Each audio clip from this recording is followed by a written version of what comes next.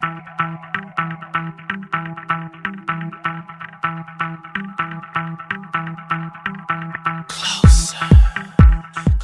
back to Unrendered. My guest is Ormiston Ken Boyea.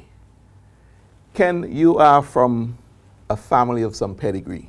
You have siblings that have established themselves in rather high esteem. For example, Cali, who is at the top of his game in the corporate sector in Barbados.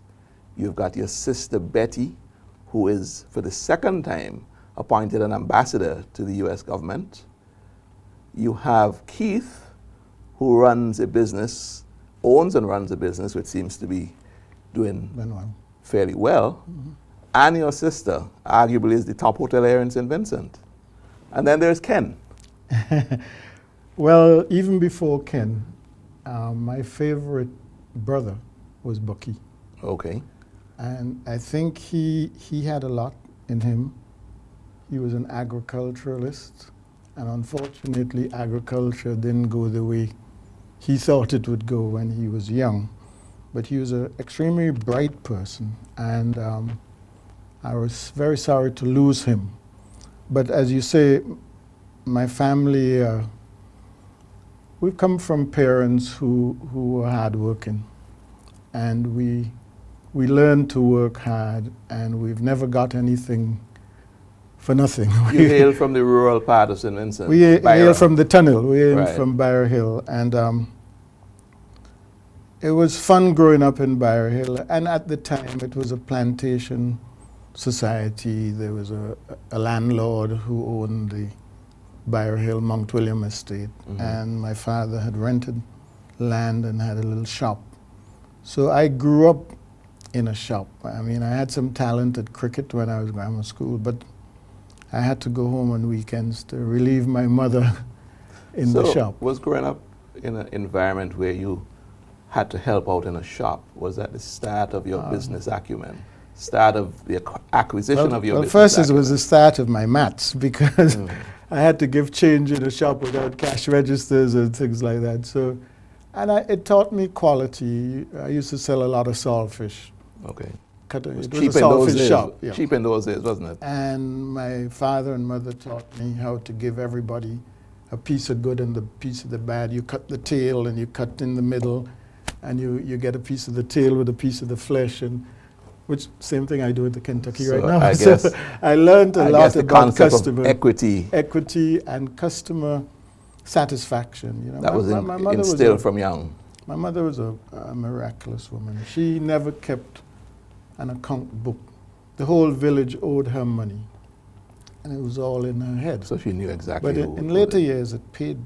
I never saw a woman with so much clothes. Everybody that she helped to go away, when they're coming back, they bring her a dress, a hat, a shoe, and that used to thrill me about how people appreciated what she did for the village. The Prime Minister describes you as being, and I'm going to read, a distinguished, patriotic, and compassionate businessman. He says that your companies have become major domestic investors recently, especially in the supermarket business. This is from his recent book. I think is this a true assessment of who Ken Boyea is? Well, I think he's overdoing it. Leading back to the village life, I think my whole family, while we do business, we have a heart.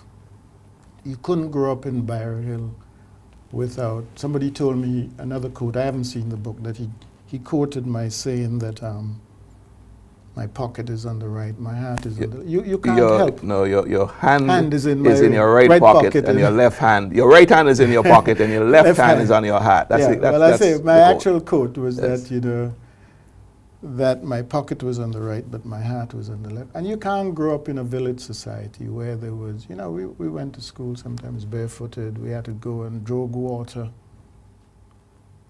you know, to bring, we didn't have pipe water, we didn't have electricity and that sort of thing. So you can't go through that. You'd have to be a very hard heart to come up, and you make it a little bit and turn you back against people. So my upbringing, I think you find the same with Keith, the same with Anne. There are people who tell me Anne is the most friendly person in St. Vincent. She has a big heart. She Bassie does. told me recently that She does. I've had personal experience with and that. this comes from the family upbringing.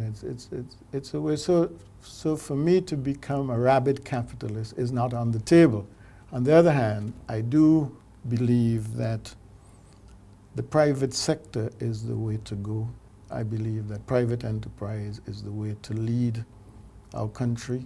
So while I'm striving for private enterprise, my heart is always out there, and therefore my politics are very, very difficult. Ken was essentially a socialist at heart. At heart, I wouldn't say socialist. Well, socialist along the British system. When I went to England, I was so impressed with the medical. It seems as though they took everybody to a certain level, and from then on, you fend for yourself. You fend for yourself. You know, I always say that I'm not so that you should have equality of opportunity, but you can't have equality of outcome. And the socialism that wants equality of outcome leaves me behind, because I don't see how you could get that. I think all of us should have a equal opportunity. I like the education revolution. I think it's going to pay off. I think everybody should be given a fair chance. But you can't tell me that if we're all being given a fair chance, that when we get down the road, there should be you know, if I work that extra hour, Yeah.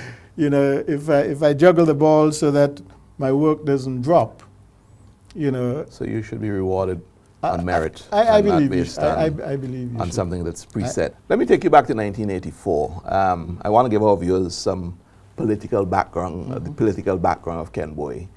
You supported the NDP in that 1984 elections, didn't you? Yeah, I think it's fair to say I supported Mr. Mitchell. I mean, I'd known him in England. We were in England, Fitz Richardson and him and myself. And when he started the party and he was able to attract people like PR and John Horn, I had been a member of the Forum. They don't boast about it. Maybe I've gone along another path, but I used to be a member of the Forum, and I see all sorts of articles written about the Forum, but they always leave me out. I think in those days, those guys went a little left.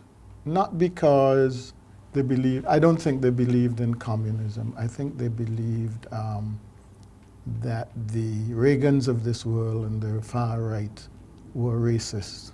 And therefore their heart was with Soviet Russia. And I remember saying to them one day, look guys, one day a Russian is going to rescue an American in space, and they would become friends, and we would be left behind. My philosophy was always black ownership. I had this thing that black people do not own enough.